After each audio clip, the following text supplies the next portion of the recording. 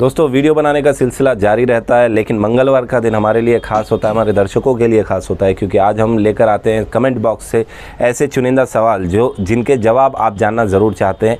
नमस्कार दोस्तों, आप देख रहे हैं टीम एशियन और आज का दिन है सवाल जवाब का और आज का वीडियो है ख़ास क्योंकि ये है आपके सवाल।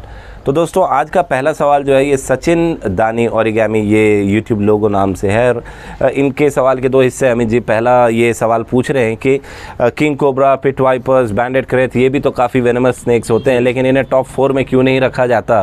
और इनके सवाल का दूसरा हिस्सा वो ये है कि Russell's wiper, saw scaled viper cobras और करेथ से ज़्यादा डेडली होते हैं, इनके टर्म्स में ज़्यादा डेडली होते हैं, तो उन्हें क्यों नहीं टॉप रैंक में रखा जाता है इन द टॉप 4। तो सवाल के पहले हिस्से का जवाब पहले दिया जाएगा कि सांपों को जो रैंक दिया गया इंडिया में, बिग 4 जिनको कहा जाता है, कहीं भी इस चीज़ का उल्लेख नहीं है कि उनकी जहर की पोटेंसी को नापा जा रहा है या क्वांटिटी को नापा जा रहा है। ये उनको रैंक दिया गया है उनके द्वारा, उनके बाइट के द्वारा हुई मौतों के कारण। इनका जो पाया जाना है वो हमारे इंडियन सब कॉन्टिनेंट में या इंडिया में अगर बात की जाए तो सबसे ज़्यादा कॉमन सांप ये हैं और इनके बाइट से ही सबसे ज़्यादा लोगों की जान जा जाती है, इसीलिए ये बिग 4 में है। बिग 4 का कॉन्सेप्ट समझना दोस्तों ज़्यादा ज़रूरी है। एक और ऐसे ही सवाल एक व्यक्ति का था जहां उन्होंने एक हमारे अवेयरनेस प्रोग्राम वाले वीडियो पर एक कमेंट किया था कि शायद इन लोगों ने बैंडेड क्रेथ या किंग कोबरा का नाम नहीं सुना है। तो बिग 4 का आशय क्या है? बिग 4 ऐसे सांपों को कहा जाता है भारत के परिवेश में जो कॉमन ऑकरेंस वाले हैं, जो कॉमनली पूरे भारत में पाए जाते हैं, देखे जाते हैं। अगर रैट स्नेक एक वेनमस प्रजाति होती तो ये लिस्ट टॉप 5 होती, बिग 5 होती, बिग 4 नहीं होती। और इसीलिए ही किंग कोबरा या फिर वाइपर्स को जो है पिट वाइपर्स जो है हमारे यहाँ, उनको बिग 4 में नहीं शामिल किया गया है। ये कुछ जगह तो देखने को मिलते हैं, लेकिन पूरे भारत में इतने आम नहीं होते हैं। बात की जाए अगर सवाल के इनके दूसरे हिस्से की कि वाइपर्स को, सॉ स्केल्ड वाइपर्स और रसल्स वाइपर को कोबरा और क्रेथ के ऊपर क्यों नहीं रखा गया है। बात अगर की जाए एशिया की या वर्ल्ड की तो हाँ, ये दोनों सांप सबसे ज़्यादा जान लेते हैं, लेकिन बात अगर सिर्फ भारत की जाए अक्षय, तो कोबरा और क्रेथ ये वाइपर्स के मुकाबले ज़्यादा जान लेते हैं, क्योंकि ये उनके मुकाबले ज़्यादा कॉमन है, ज़्यादा एरियाज में ये मिलते हैं। सॉ स्केल अगर वर्ल्ड लेवल पर देखा जाए तो बेशक सबसे ऊपर आता है, लेकिन इंडियन सब कॉन्टिनेंट के कंपैरिजन में अगर देखा जाए तो ये लिस्ट काफ़ी छोटी हो जाती है, क्योंकि ड्राई और एरिड रीजन हमारे यहाँ बहुत कम है, लिमिटेड है, और ड्राई एरिड एरियाज में ही सॉ स्केल वाइपर ज़्यादा पाए जाते हैं और उन्हीं एरियाज में इनके डेथ टोल ज़्यादा रिकॉर्डेड है। अगर बात की जाए रसल्स वाइपर की तो ये इनकी बाइट्स आप देखेंगे ज़्यादातर रिकॉर्डेड है। ये जो धान के जो खेत होते हैं, जी, स्पेशली जो आपको बांग्लादेश में मिल जाएंगे, बर्मा में मिल जाएंगे, श्रीलंका के आसपास के इलाकों में मिल जाएंगे, जहाँ चावल की खेती बहुत अच्छे से होती है, तो वो जो इलाके हैं वहाँ पे वाइपर्स की बाइट आप देखेंगे ज़्यादा है। एशिया में जो वाइपर्स से डेथ होते हैं उनका आंकड़ा इन सब इलाकों में ज़्यादा है। दोस्तों आज का दूसरा सवाल अरविंद सिंह जी का था और इनका कहना है, इनका पूछना है कि रेडनेक किलबैक का तो कोई एंटीवेनम नहीं है, हमने एक हमारे वीडियो में बताया भी है कि क्यों नहीं है।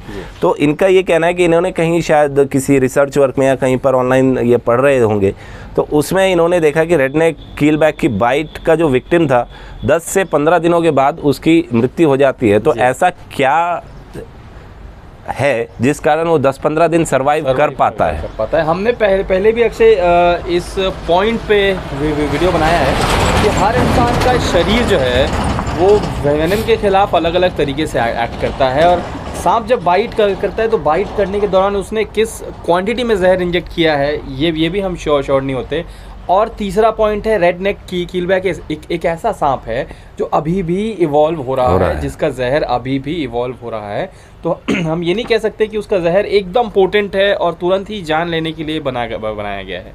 हम जैसा कि हम जहाँ जानते हैं, रिसर्च वर्क में भी हमने पढ़ा है कि जिन शिकारों को ये खाता है, जहरीले मेंढकों को ये खाता है, उन्हीं के जहर को ये प्रोसेस करके वेनम का रूप देता है और उसको वो इस्तेमाल कर पॉइजन का भी रूप रूप देता है। तो कहीं ना कहीं देखा जाए तो इसके जहर पे अभी शोध करना बाकी है, इतना ज़्यादा पोटेंट जहर इसका नहीं होता है। और दूसरा इनका एनवेनोमेशन का तरीका भी बहुत पुअर है। बिल्कुल इनका, और ये श्योर नहीं है कि जिस विक्टिम की ये बात कर रहे हैं उसे किस क्वांटिटी में उसके शरीर में वेनम अवश्य। इंजेक्ट किया गया। बिल्कुल, बिल्कुल। और किस क्वांटिटी में और किस एरिया से बाइट किया वो काफ़ी सारी चीज़ें मैटर करती हैं, लेकिन अंततः वो वेनम रिएक्ट करता है और फाइनली अगर पेशेंट अनट्रीटेड रहा तो डेथ हो जाती है। आज का तीसरा और आखिरी सवाल दोस्तों, आज का वीडियो हम शॉर्ट ही रख रहे हैं, पंकज खजूरिया जी का है।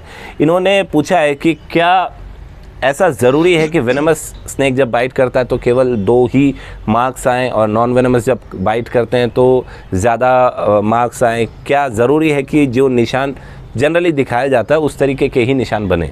अक्षय, हमारी पूरी की पूरी टीम इस बात से बिल्कुल इत्तेफाक नहीं रखती और उन सारे स्नेक एक्सपर्ट्स का हम विरोध करते हैं जो डायग्राम बना के ये बताने की कोशिश करते हैं कि वेनमस सांप आपको काटेगा तो ऐसे मार्क आएंगे, नॉन वेनमस सांप आपको काटेगा तो ऐसे नॉर्मली ऐसा होता नहीं है अक्षय। 50 to 60% केसेस में हमने देखा है कि जहरीला सांप हो तो भी सिंगल दांत के मार्क आ सकते हैं, बिना जहर वाला सांप हो तो भी सिंगल दांत के मार्क आ सकते हैं, कभी डबल फैंग मार्क आ सकते हैं, कभी 4 फैंग मार्क्स भी आ सकते हैं। ऐसा भी होने के चांसेस रहते हैं। तो ऐसा क्यों होता है, 4 फैंग के मार्क्स क्यों आते हैं, ये भी आप हमारे दर्शकों को बताइए। रसेल स्वाइपर का दोस्तों हमने बहुत पहले एक वीडियो शूट किया था, उसमें हमने दिखाया था कि किस तरीके से जो एक्चुअल एक्टिव फैंग होते हैं उनके पीछे भी जो फैंग होते हैं जो अभी एक्टिव नहीं है वो रहते हैं, और ये सभी स्पीशीज़ में होता है। ये रसेल स्वाइपर का क्योंकि एक हिंज मैकेनिज्म के कारण होता है तो इसके ज़्यादातर दिख जाते हैं, लेकिन जो एलापिड्स होते हैं जिनके फिक्स्ड फैंग्स होते हैं उनके वो फैंग्स नहीं दिखते। ऐसा कई बार जैसा पंकज खजूरिया जी ने भी कहा है कि टाइपैन के बाइट्स में देखा गया है कि 4 मार्क्स आते हैं। तो ऐसा संभव इसी कारण हो पाता है कि जैसे दांत एक बैटरी के शेप में रहते हैं, बैटरी का मतलब यहाँ पे सेट ऑफ टूथ को बैटरी कहा जाता है, तो जिस तरीके से एक के पीछे एक हमारे ये सेट ऑफ टूथ होते हैं उसी तरीके से फैंग्स में भी आगे पीछे रहते हैं, ताकि एक अगर डैमेज हो जा रहा है तो उसकी रिकवरी के लिए एक बैकअप मौजूद होता है, ताकि स्नेक को आगे किसी तरीके की दिक्कत ना हो। तो संभव ये होता है कभी कभी कि अगर उस दौरान वो बाइट कर रहा है तो जो पीछे के नॉन एक्टिव फैंग्स हैं उनके भी मार्क आ जाते हैं। बिल्कुल, सांप आपको बिल्कुल जब इस तरीके से पूरा बाइट करेगा, पूरे मुंह से पकड़ के बाइट करेगा, तभी उसके दोनों या बाकी के फैंग्स के मार्क आने के चांस रहेंगे। अगर कभी आपको झटका मार दिया या कभी सिर्फ आपको एक स्क्रैच मार दिया जहरीला सांप, तो भी जहर आपके शरीर के अंदर पहुंच जाता है बिना पूरे बाइट मार्क्स के आए। तो इसीलिए कभी भी ये बताना कि ऐसे मार्क्स आएंगे जहरीले सांप में या ऐसे मार्क आएंगे नॉन वेनमस में, गलत है। Not possible. सिमेट्रिकल जैसा दिखाया जाता है वैसा नहीं होता। कई बार ये स्क्रैचेस के रूप में होता है, कई बार किसी और तरीके से होता है। समय अभाव के कारण दोस्तों आज सिर्फ 3 ही सवाल ले रहे हैं हम, और उम्मीद करते हैं कि आप अपने सवाल लेकर आएंगे। जो 2 वीक का गैप है, इस बार हम ऐसा करेंगे कि अभी जो कमिंग ट्यूसडे थोड़ा एक लंबा एपिसोड ले आएंगे उस दिन, और प्रयास करेंगे ज़्यादा सवालों को शामिल करने का। इसमें सवाल छूट गया है हमारे विश्वरंजन सतपथी जी का, नोट करके रखा हुआ है हमने, लेकिन शूट करने का प्लान आगे है।